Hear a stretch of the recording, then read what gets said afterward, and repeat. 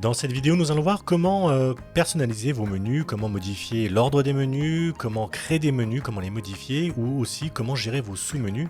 C'est ce qu'on voit par exemple ici sur la partie Nos services. Pour ce faire, donc, je vais tout en bas et je vais cliquer sur Analyse de performance pour accéder à ma console.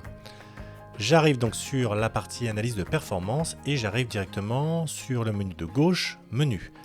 Vous pouvez voir ici que donc on a bien le menu tel qu'il est représenté. Alors, avec une particularité, c'est que vous avez donc des menus à gauche et vous avez des menus qui sont légèrement décalés à droite.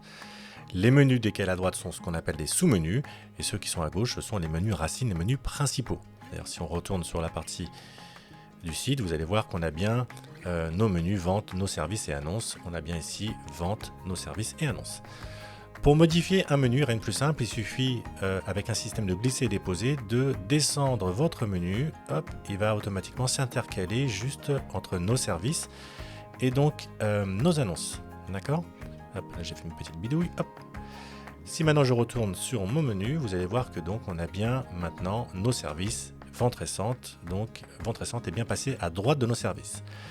Si maintenant vous souhaitez mettre vente récente, le menu en sous-menu, il suffit de le décaler légèrement sur la droite et vous allez voir qu'il va s'aligner avec les autres et va être considéré comme un sous-menu. Donc là, en rafraîchissant ma fenêtre, on a bien vente récente qui est au niveau donc de nos services. Je reviens sur mon menu et je vais remettre les éléments juste au-dessus. Si on rentre dans le détail maintenant d'un menu, pour ajouter un menu, il suffit donc de cliquer sur ajouter un élément. Vous donnez le nom de votre menu, donc c'est celui qui va apparaître. Donc là, si je mets par exemple jeu, ensuite vous allez mettre l'URL cible. Donc ça, cette URL va correspondre à l'URL qui est soit une page web que vous avez créée sur la landing page du logiciel de marketing Prospenio, ou un article de blog, ou que sais-je. En tout cas, là, c'est l'URL que vous allez indiquer au clic. Ensuite, vous allez définir est-ce que ce menu est actif ou pas, donc est-ce que vous le faites apparaître ou pas. Ça peut être intéressant si vous avez un menu qui n'est pas permanent et qui est récurrent comme un jeu concours. Et puis, lien direct, ça c'est au clic, ça va directement sur le lien. Ça c'est important de le cliquer si vous souhaitez faire qu'au clic, le lien soit pris en compte. Et puis, nouvelle fenêtre, c'est la capacité de dire est-ce que au clic, on ouvre cette page sur une nouvelle fenêtre ou est-ce qu'on remplace la précédente.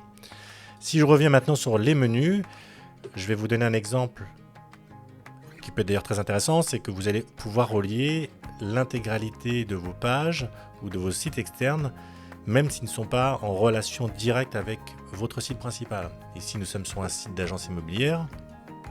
Vous voyez qu'il y a des annonces de vente, mais il y a une stratégie de contenu, comme ici le blog, et donc l'intérêt, c'est de ramener les gens sur le blog aussi.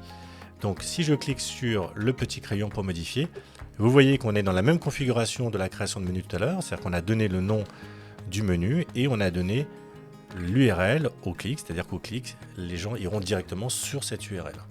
Et vous voyez que si je retourne maintenant sur le site, on voit bien qu'à propos de nous, on a ici donc le lien blog. Quand je clique dessus, ça nous ramène directement sur une nouvelle fenêtre avec le blog en question.